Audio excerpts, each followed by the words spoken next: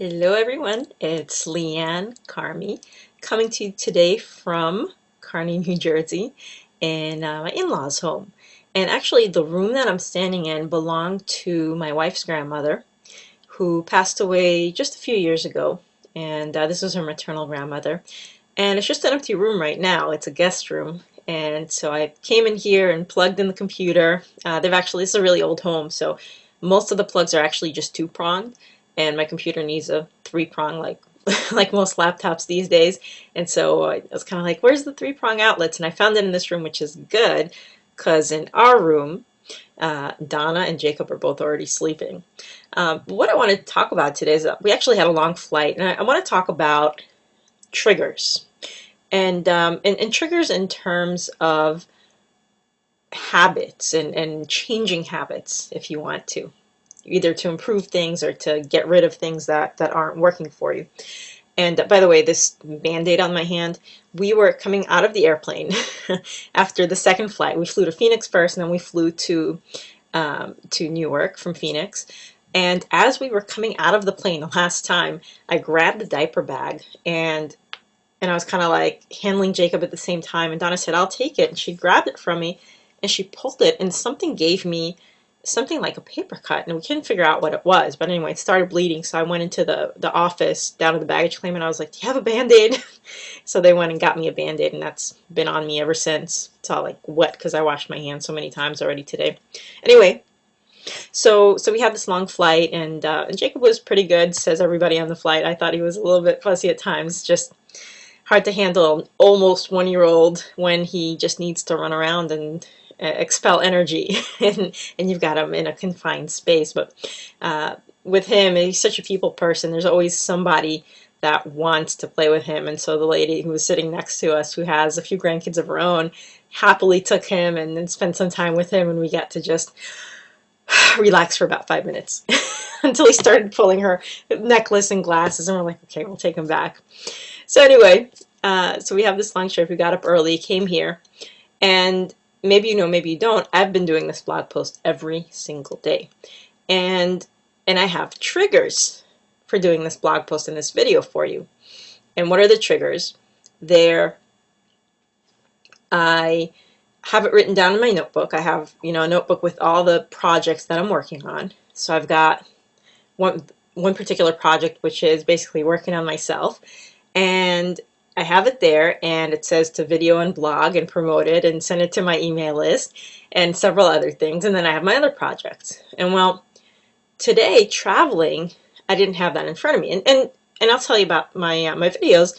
A lot of times you'll see I'll do them at night. Why? Because I've got other projects I handle during the day. I've got my son in the morning.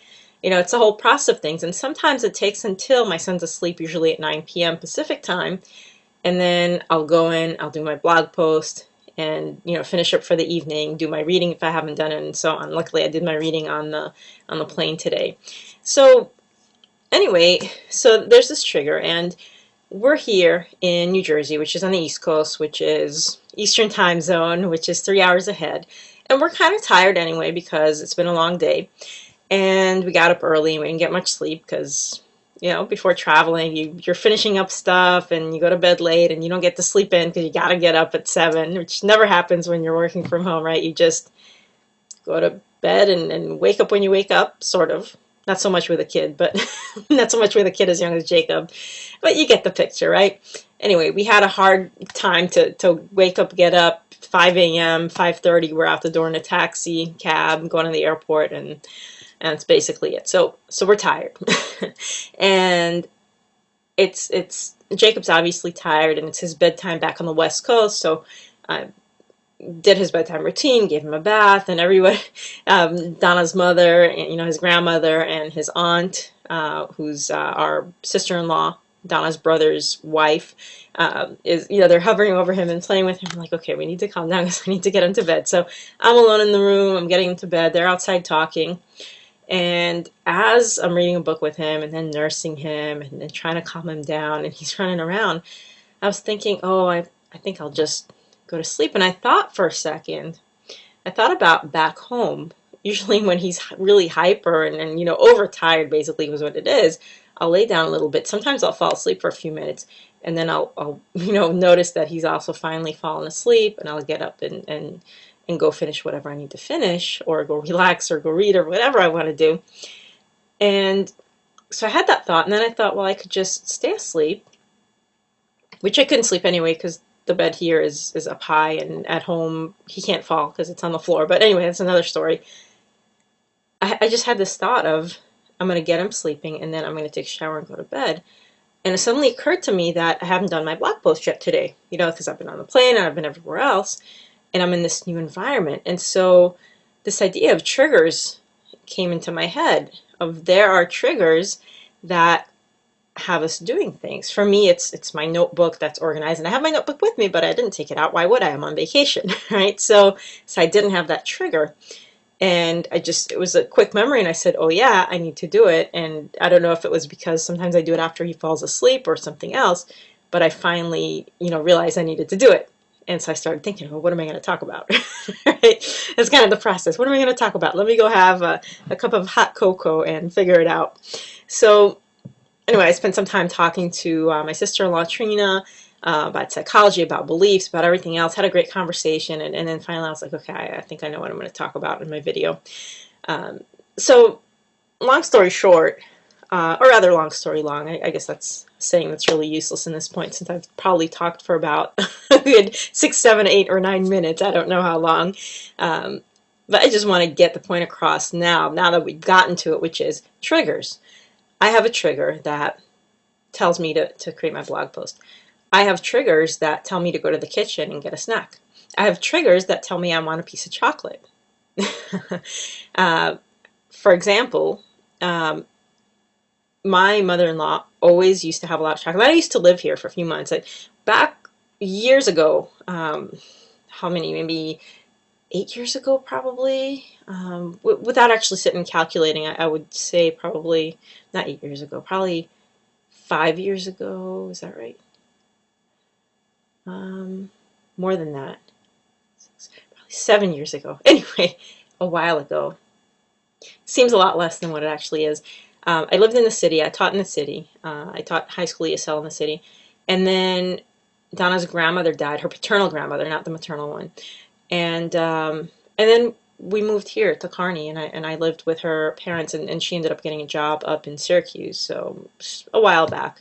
This is before I ever did anything online, really, other than check my email once in a while. And so we were living here, and Donna's mother used to work in luxury watches at Tourneau. And she would always get all these gifts every year, and she'd always get piles and piles of like amazing chocolates from Europe, and Breitling chocolates are just absolutely the best. So coming here, when I go upstairs, right now we're downstairs, when I go to the upstairs part of the house, I think about chocolate. And so I went up there today, and she's cleaned out a little bit, so there's not as much like junk food around. But in my home, I hardly ever think about like sweet chocolates. And I have like a piece of dark chocolate once in a while. But here, I was like, where's all the chocolate? And I wanted to have some because I had this trigger of being upstairs in this house and eating chocolate. And so there's all these triggers. And throughout the day, you have thousands. Wake up in the morning, brush your teeth. That's a trigger. Go in the bathroom, you have some way that you do things, or it's time to go and you first put on your shoes, or you first do something, first you grab your keys, or first you put on your shoes, or you have the series of habits that you do and a series of triggers. And when there's a habit that you want to change, because all these things are habits, even something like putting on your left shoe first before your right shoe, or vice versa, there's a trigger, and then there's the habit. And so when you want to change a habit, you need to look at the trigger. You need to look at the trigger. So it's not about removing the trigger. Well, sometimes it is. For someone who maybe is an alcoholic or something like that, a trigger might be going to the bar with friends. And so if you don't want to drink, you might want to stay out of the bar and change your whole situation and get away from those friends who have you drink, right? That's one thing. But another trigger, another way to handle triggers is to just notice the trigger and change your reaction to the trigger. And an example of this is, say at work at 2 o'clock every day, you go and grab a Snickers bar. I don't know, do people even still eat Snickers bars? I don't know why I thought of that. That was like really, I don't know, one of my favorite candies when I was in high school. I haven't eaten one in maybe 20 years or more. I don't know, not 20 years, because at least 18 years I probably haven't had a Snickers bar, but I remember it.